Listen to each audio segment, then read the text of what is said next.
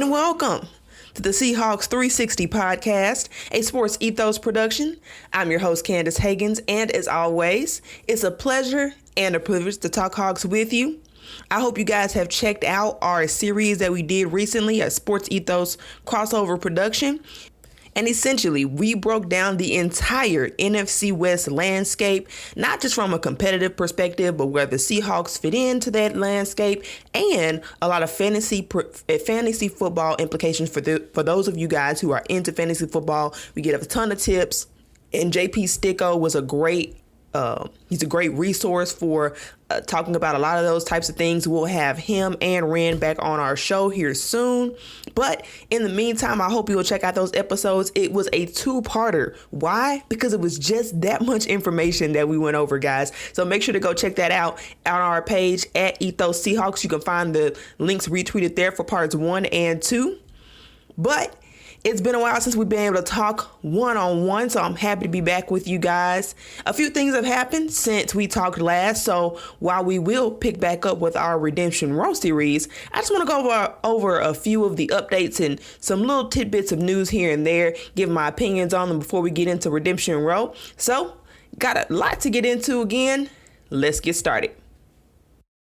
So first, let's get into the statement that Jody Allen put out not that long ago, pretty much addressing the rumors that the Paul estate required for the Seattle Seahawks and the Portland Trail Blazers to be sold at a certain amount of time.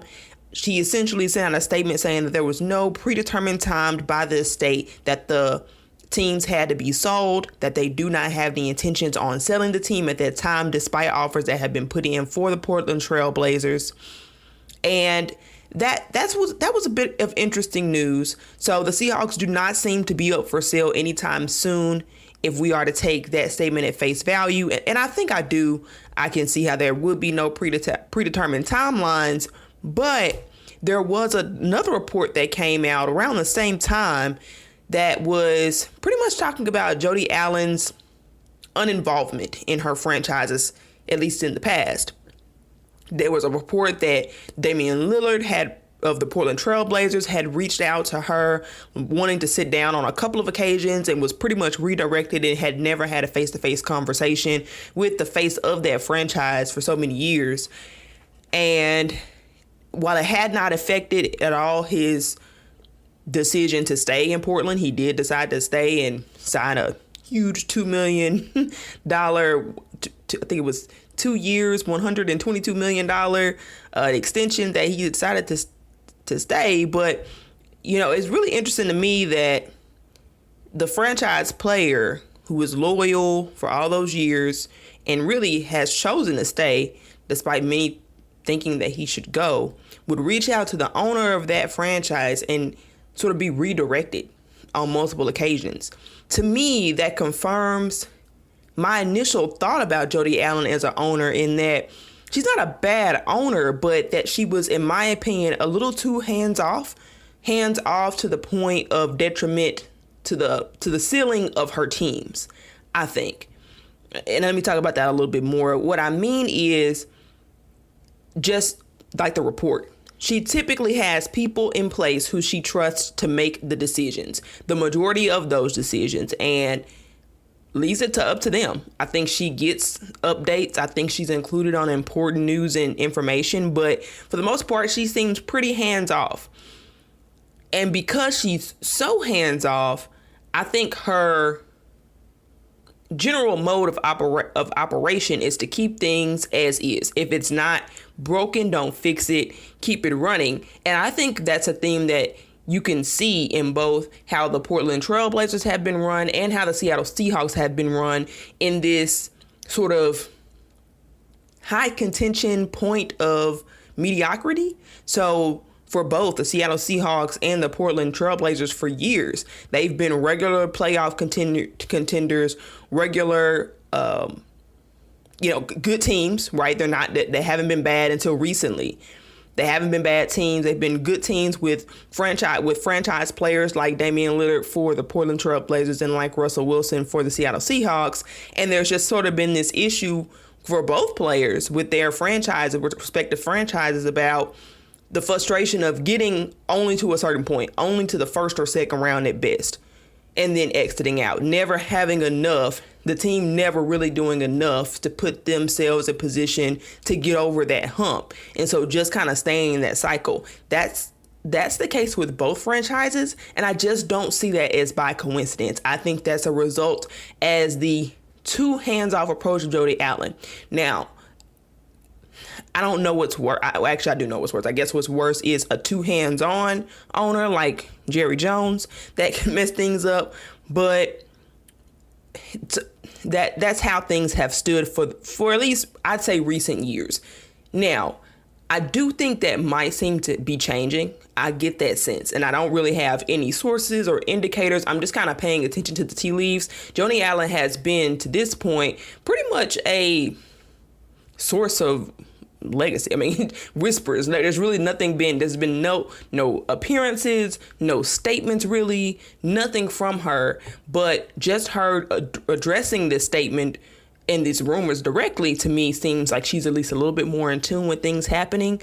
She's had to do a lot of the hiring for a lot of the changes made in the front office of the Portland Trail Blazers. Maybe that's prompted her to kick in a little bit more on the Seahawks franchise, as she was an appearance on draft day, and she was a part of that decision to let Russell Wilson go. So maybe just with all the changes happening in both of these franchises, maybe she's realizing now that she needs to be a little bit more hands-on than she was before.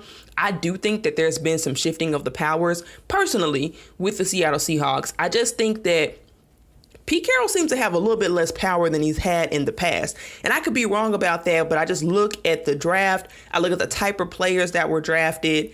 And I look at one of the big key indicators for me that something might have changed structure-wise after that meeting that Pete and John had allegedly with Jody Allen. And then everybody thought that it was possible that Pete or John could go, and then nothing happened. It just went silent.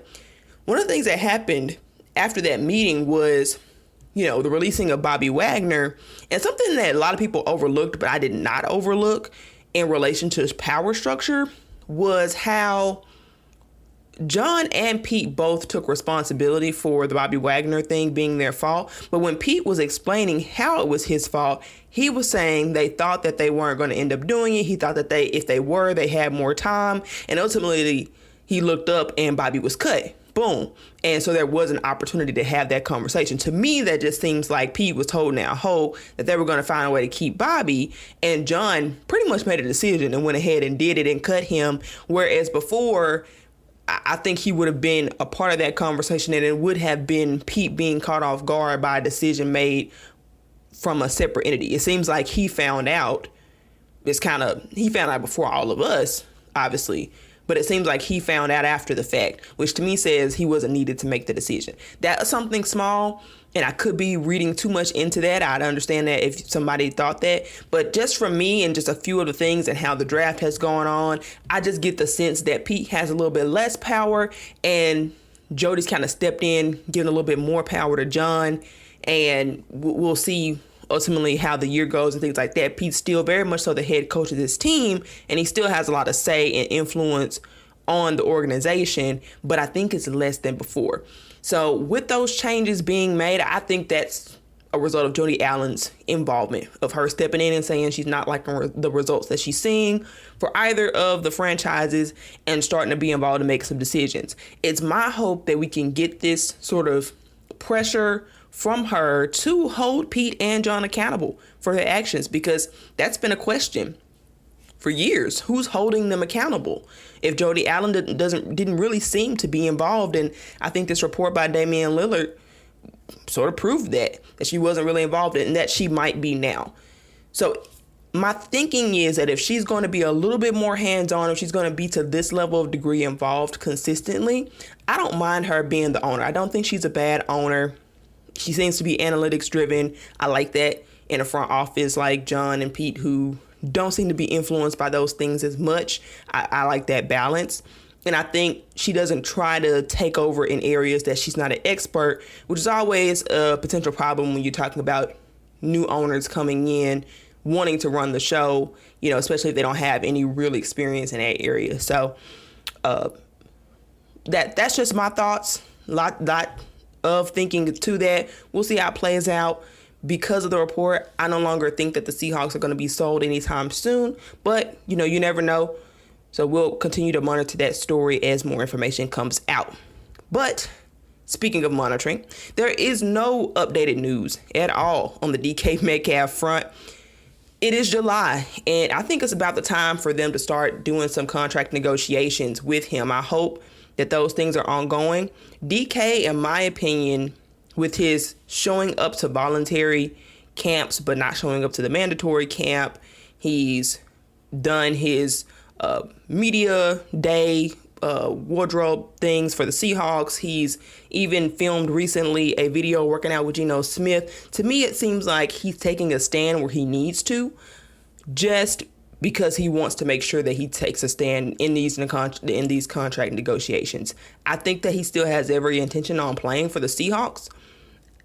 Even if you see a hold-in from DK Metcalf, I think it'll be similar to that of the mandatory minicamp sit-out or holdout. I think that it's just him making a statement and saying, hey, I'm valuable. Pay me like I'm valuable. Until you do so, I'm not going to be willing to take these measures that you want me to. But he's done too many things outside of the mandatory, I feel like, to indicate that he actually does want to be a part of this team for me to really be concerned about him going into the season. So it is my hope that they can work this out, because I think it's valuable that DK gets some quality time with both Drew Lock and Geno Smith. So I know he's worked out some with Geno Smith, but you also want him to get some reps and some chemistry with Drew Lock, because you don't know what decision they're going to go with at the end. And you want to make sure that he gets that practice time in after last year not really having the opportunity to practice much. He did not practice a lot during the week because of his injury. So they were kind of managing that for him. So he spent a lot of time off. So you want him to run those routes and to get those offensive concepts. And for him, I think it's important that he I've talked about this before, steps up his game with his catch percentage. I think he needs to be a more reliable pass catcher this year. So with that, it's going to be very important for him and whatever the quarterback is to have chemistry. You want him in training camp. And so in my opinion, it's really time to get a deal done. Really hope we can hear some news within the next week or so. Training camp is only a couple weeks away.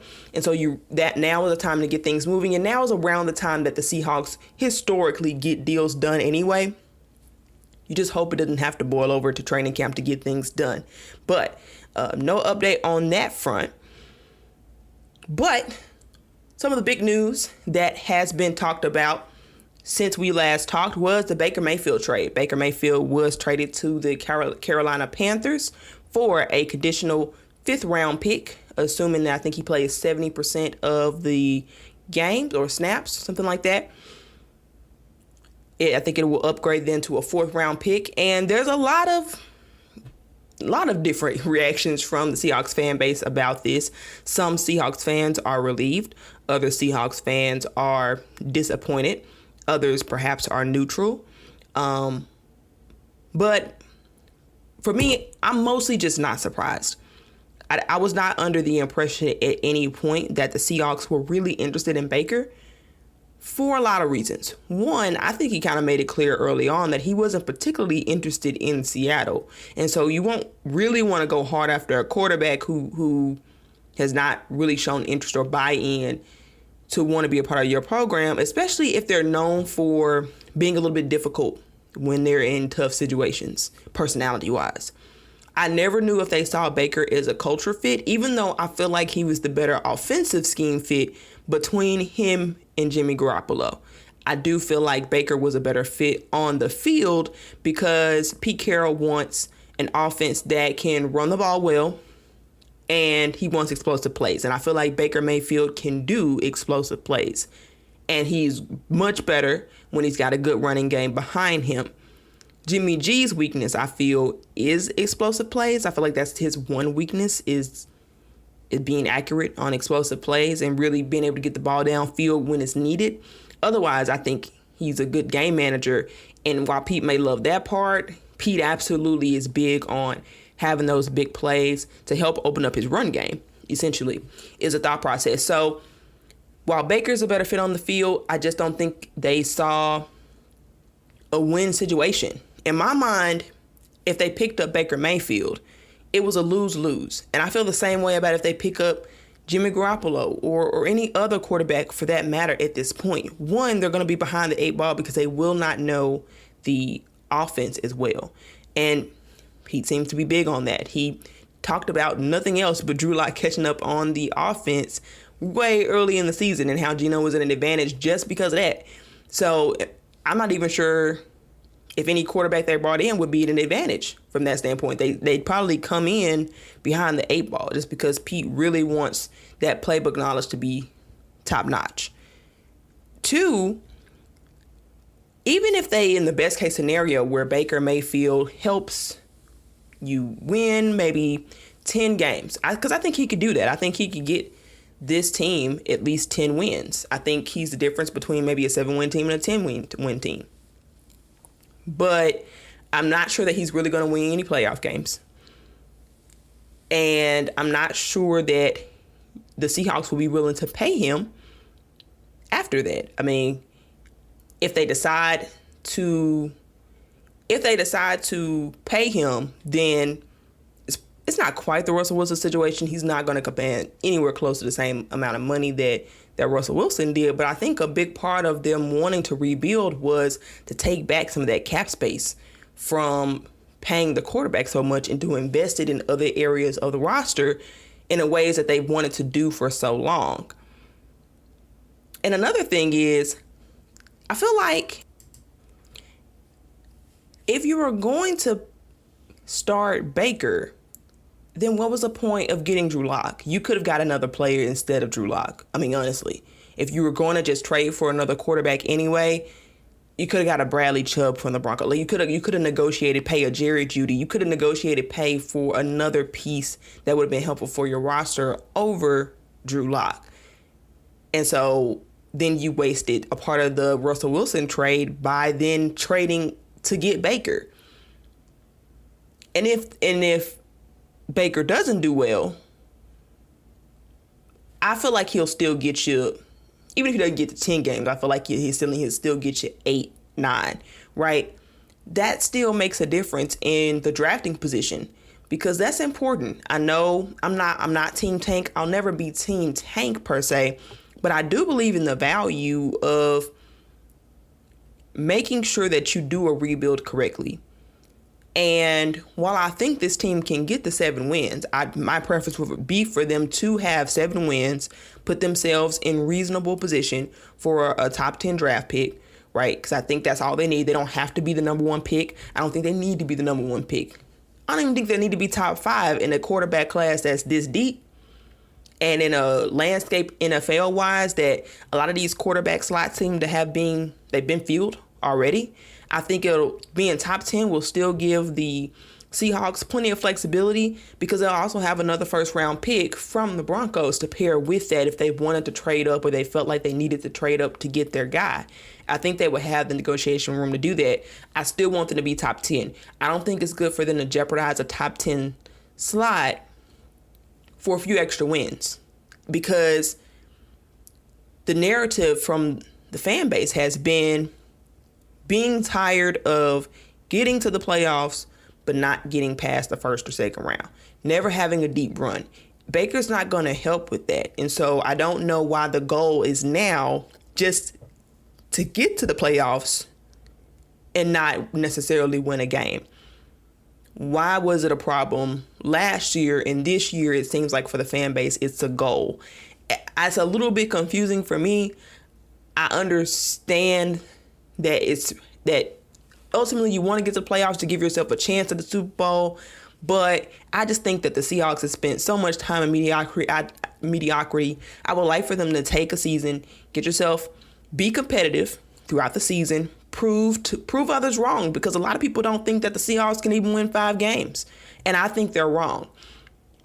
Prove those others wrong. Prove that you've got some young, good pieces to build around. And once you get a quarterback, you'll be in pretty good position to then compete and be even more competitive moving forward. And hopefully build a Super Bowl type of roster around that quarterback. So that's goal number 1. They want to do that. And then they want to give themselves top 10 draft. They want to do both. Be competitive and get yourself a top 10 pick. It's possible to do both. 7 wins does exactly that. It's more competitive than many had the Seahawks pegged for, and still should get them in top 10 draft position, which allows for them to get their quarterback, whether it be trading up or staying pat for the many, many quarterbacks available in this draft class. So I know many are disappointed, but I want you to look on the bright side that this team, I believe, will still be competitive no matter who the quarterback is. Remember that Pete Carroll teams, even before Russell Wilson, always won 7 games. I just think he's that kind of coach. I think we got good enough players on our roster. This roster is not destitute. In fact, in a lot of ways, I see upgrades. And I know a lot of you guys see upgrades too, from our O-line perspective, from our tight end perspective, even from our receiver. I mean, it's good to have Marquise Goodwin on the roster instead of having to depend on D. Eskridge per se. If he's great.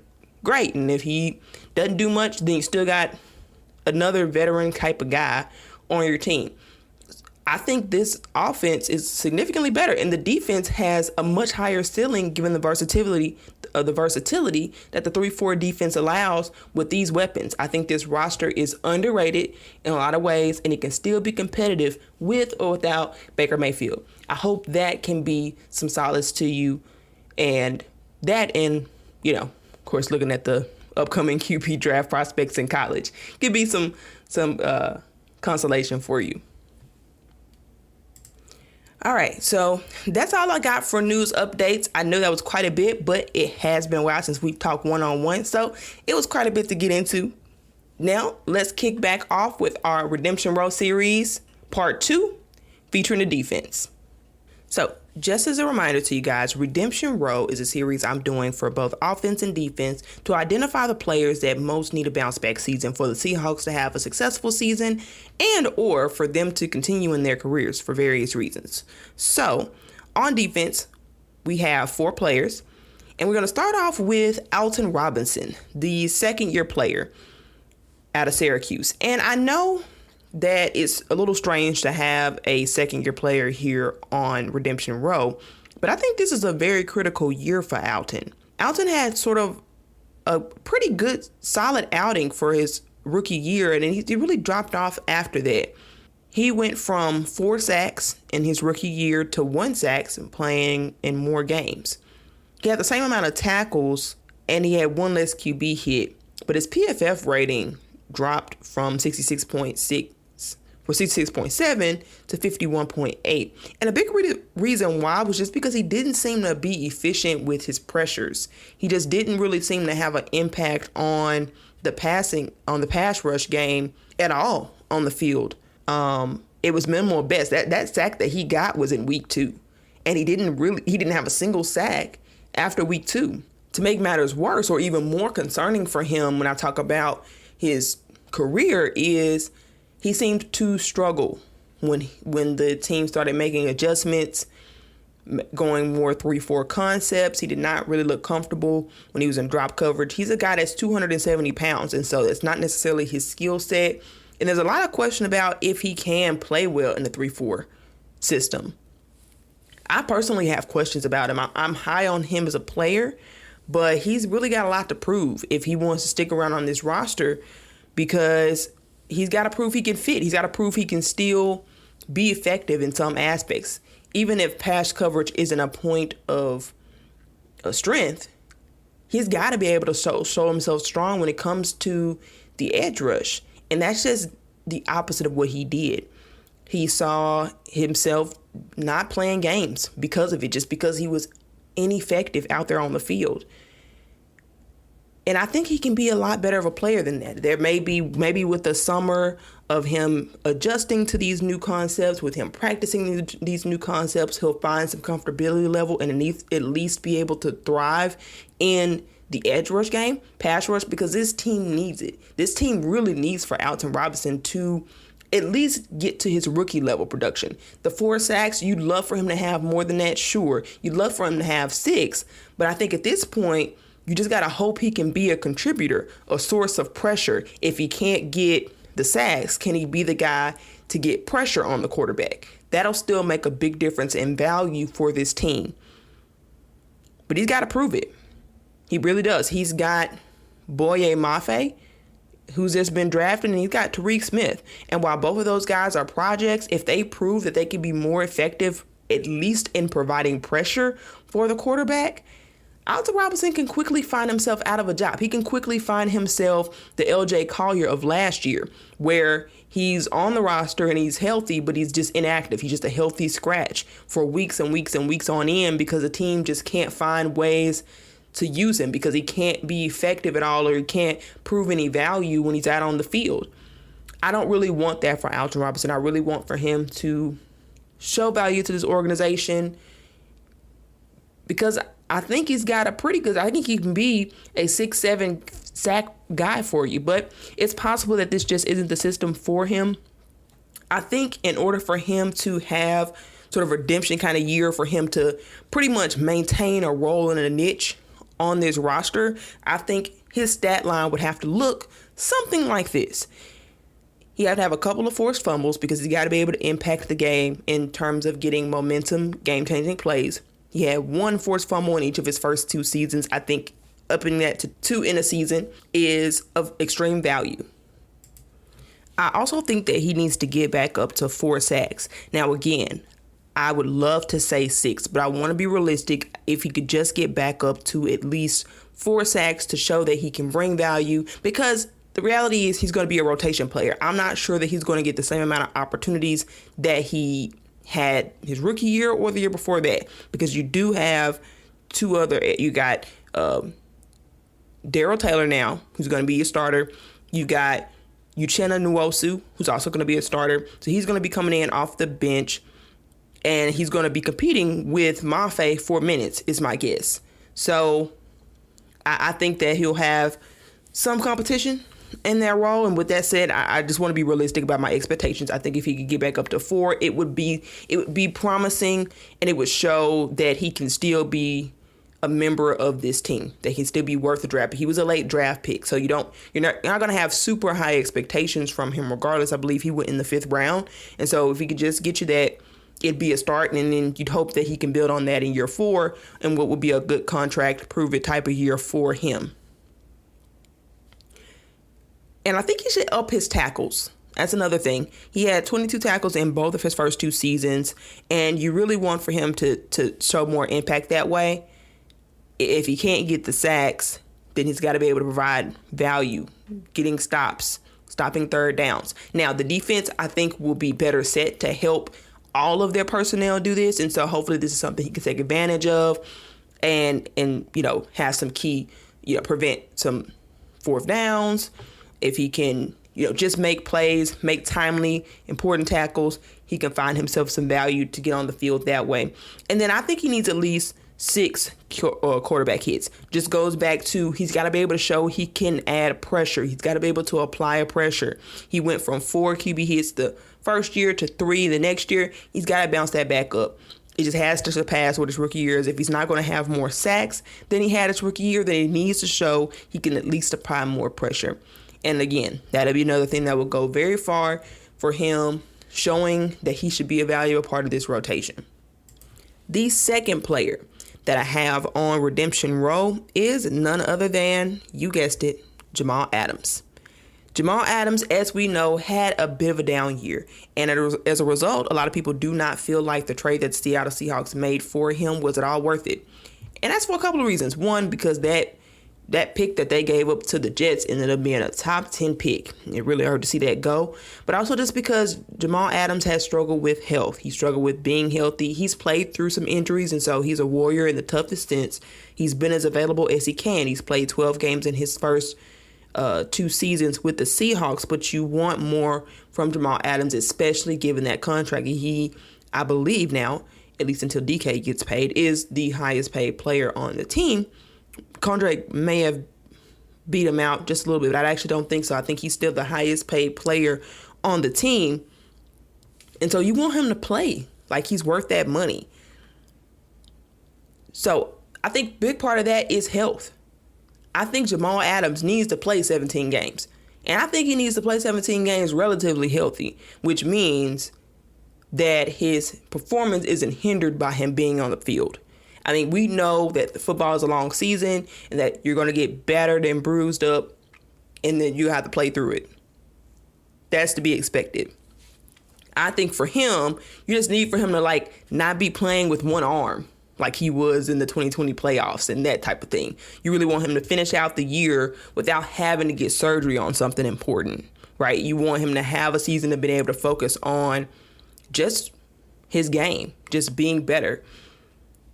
And I think that Jamal Adams has shown his worth. His first year with the Seahawks, he was second team All-Pro, Pro Bowl player, and he broke the record for sacks by a defensive back in NFL history, which is all critical things. And I think he showed flashes of what he could be. The first year, I think they overplayed his strengths too much, and he earned the name Blitz Boy. That is because they blitzed him almost nonstop. And he ended up getting 9.5 sacks and breaking that record, yes, but you just didn't get enough of other things from him. I think Jamal Adams did improve in coverage last year. I think he showed some progress in that area, but he was not playing to his comfort, and so he just wasn't the impact player that Seattle needed him to be, because they had him sort of, in my opinion, they had him covering up a lot for the mistakes of the cornerbacks. Their cornerback depth was really weak, and I think they had their safeties doing a lot of work to sort of overcompensate for the weaknesses from the cornerback room, at least for the first half of the season. I know for sure. That's just my thought. They did a lot of shading, a lot of just trying to be there and be in position to make up in case the cornerback has a, busted coverage. And so he was just out of position, I feel. He had 0 sacks last year. I mean, the guy went from 9.5 to 0 sacks, and he played the same amount of games. So to me, that says that's much more of a coaching decision than a lack of talent on Jamal Adams' behalf. I have no questions at all about his talent, but I hope with these new changes that Jamal will be better put in a position for success, that his responsibilities will be a little bit more balanced. You do want to see him be able to drop back in coverage, I feel, but you also, you want to see him impact the game in the way that he does best, and that's getting sacks. That's tackles for loss. That's what he does. Because last year, he had five pass breakups, which was more than his 3 that he had the year before that. He didn't have any forced fumbles. He had a few more tackles, 87 tackles, 4 more tackles, and he had only 4 tackles for loss when he had 11 the year before. So that was just a big difference. He was able to have 2 interceptions in one season. That was his career high for the most interceptions in a season for him, sadly.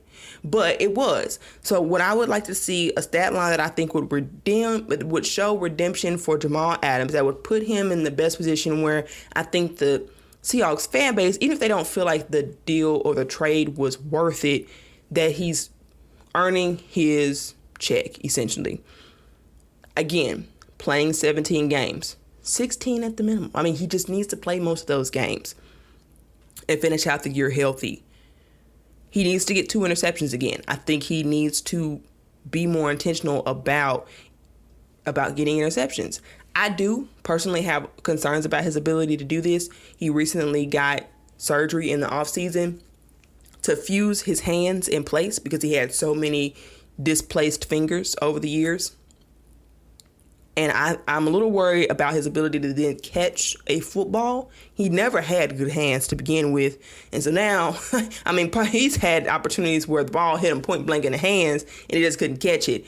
I worry about this a little bit more even now. But I think in order for him to show real value, I don't think sacks will be enough. I think he'll need to have just a little bit of balance with some interceptions in order to really fully earn the money that he's going to be making. So 2 interceptions, 7 sacks, I think is what he needs. It's still an extremely high number for a defensive back. Yeah, 6.5 in his first year with us. 6.5 with his last year as the Jets. 6.5, and that was when he was All-Pro first team. So you'd like to see him get 7 sacks, something like that, because he's getting paid like a baller, right? He should play like one. And he can do 7 sacks, especially if he's playing all the 17 games, right? It's enough for him to be balanced, not 9.5, where he's basically essentially a defensive end. But, spread out over 17 games, that's a reasonable ratio, I feel like, between coverage and pass rush, which is where he shines.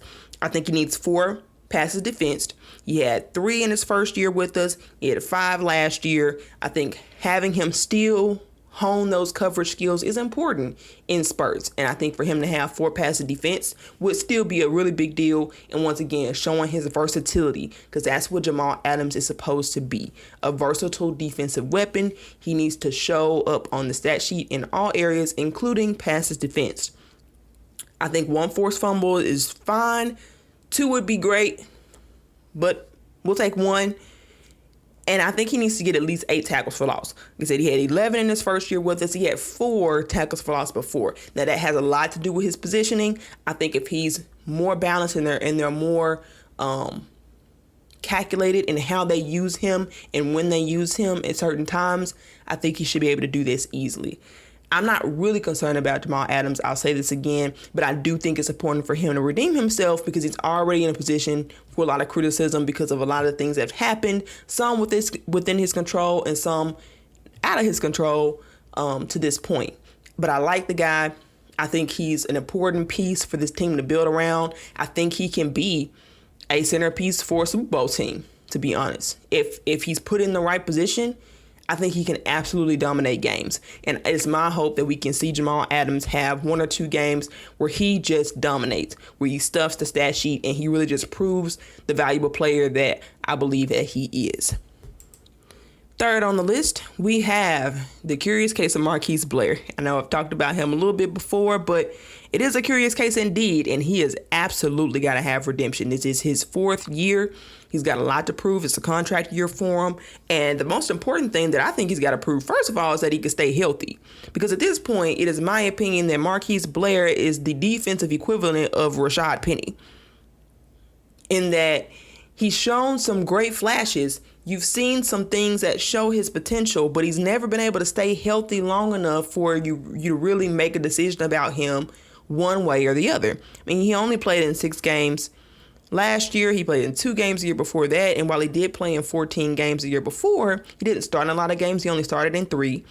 And honestly, the coaching, they didn't really give him an opportunity to get on the field that much. Snap count wise, they didn't really trust him to understand the defensive scheme, concepts, be in the right place, etc.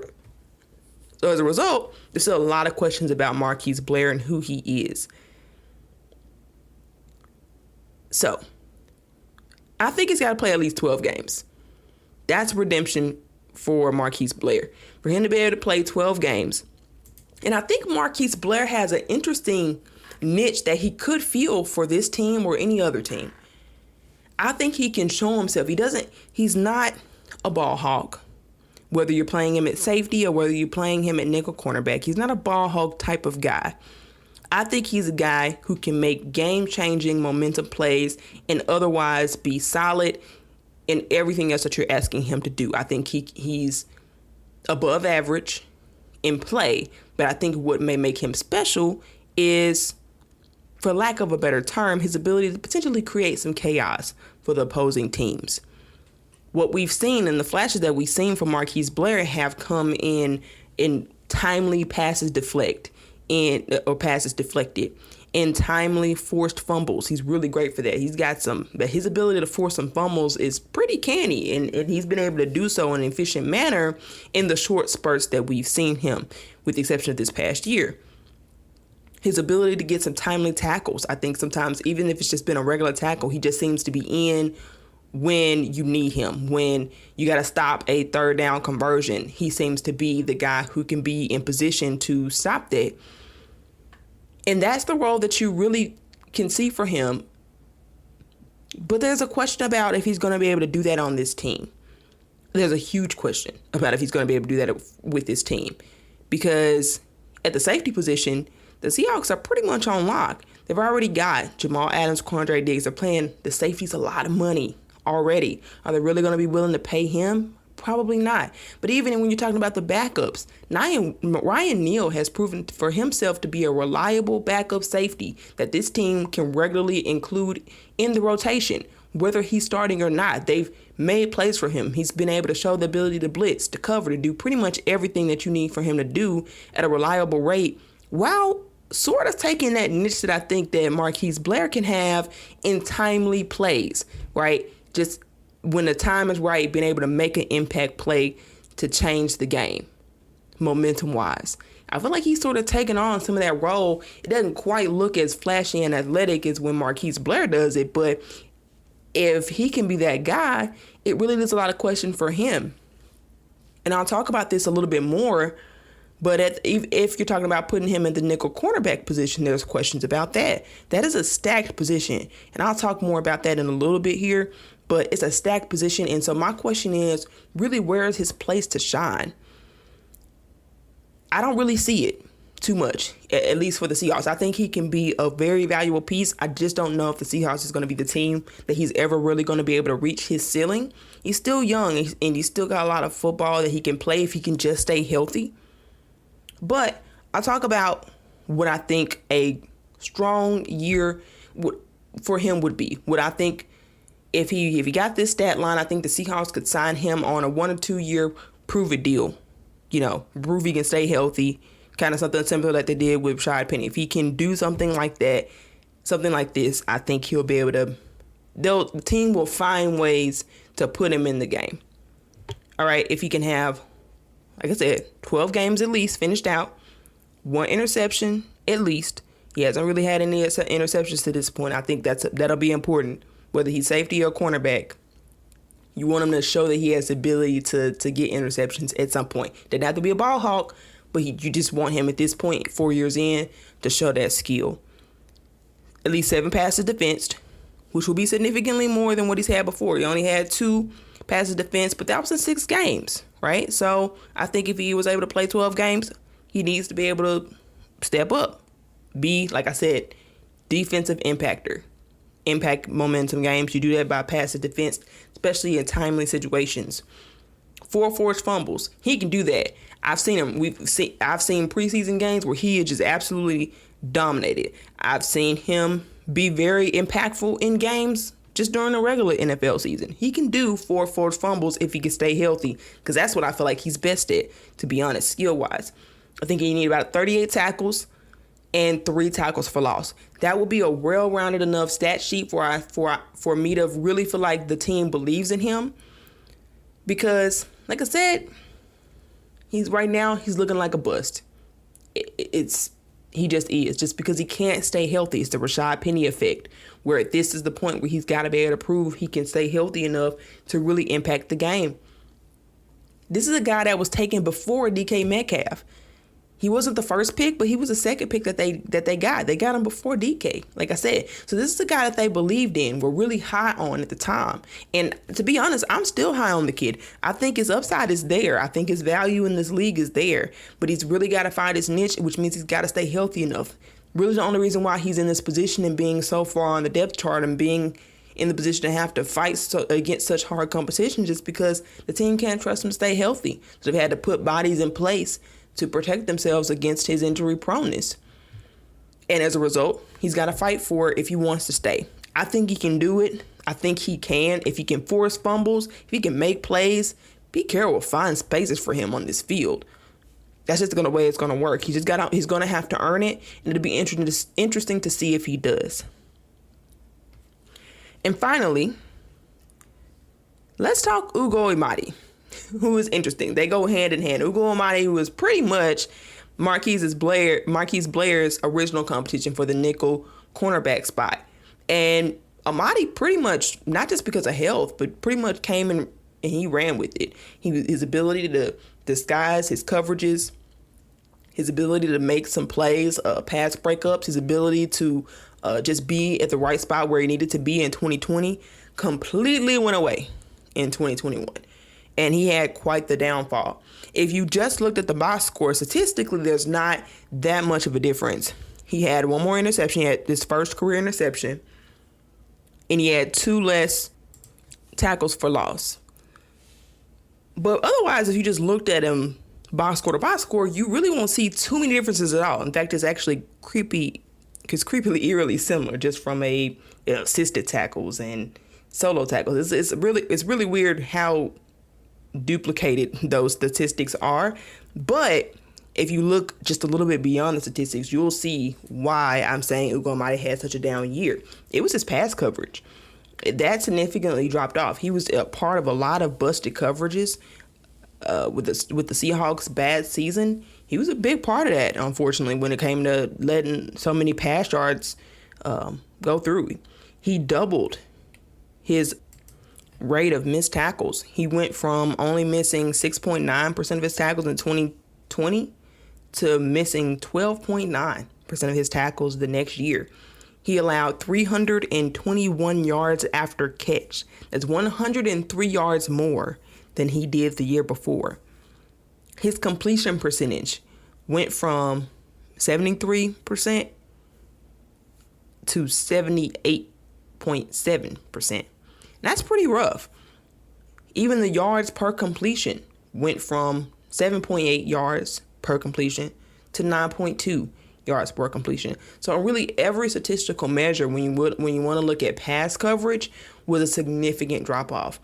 And because his performance was so much of a drop off, I think it's why the competition at nickel cornerback is so heavy to begin with. They essentially didn't feel like they could trust either Marquise Blair to stay healthy or Ugo Amadi's pass coverage, not really knowing which one you'd get. His floor seems to be lower than they thought, and they just didn't want to put themselves in a position to be continually take, a weakness. That was a weak position last year. And so they brought in Justin Coleman. They brought in Artie Barnes. And then you still got Ugo Amadi and Marquise Blair.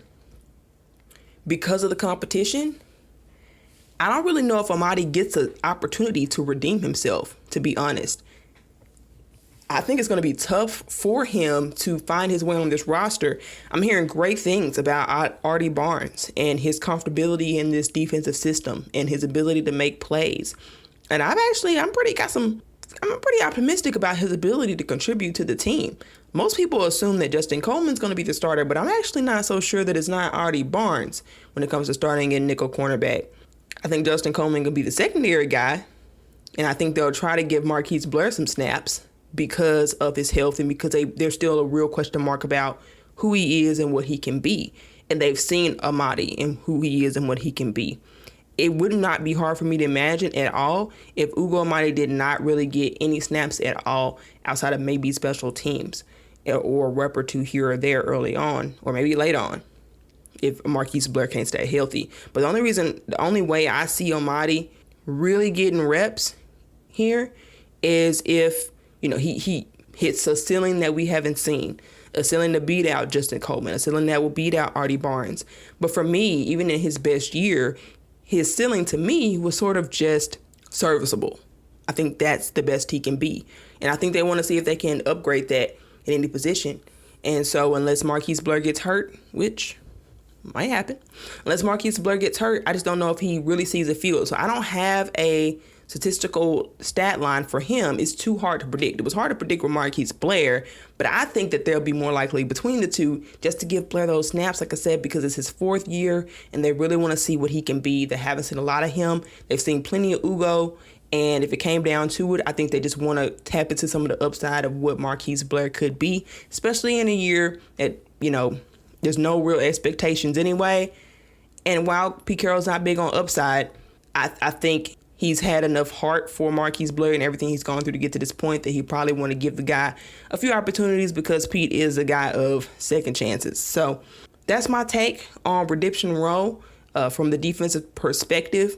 It'll be really interesting to see who steps up and who does not this year. Obviously, I think the impact of these guys living up to their potential could go a long way to making this potentially a top 10 defense because I think that this roster has it in it. The talent is there if it could just be put together and utilized properly by the coaching staff. So that's all the time we have for today. Thank you for tuning in. As always, you can find me on Twitter at CandaceH901. That's CandaceH901. Be sure to show some love to the Sports Ethos, to the Seahawks Ethos page at Ethos Seahawks. Make sure to give us a like, a follow, share the podcast with your family, your friends, any Seahawks and 12s united around. I look forward to talking to you guys on the next podcast. That's all I got for today. I'm out, and as always, go Hawks.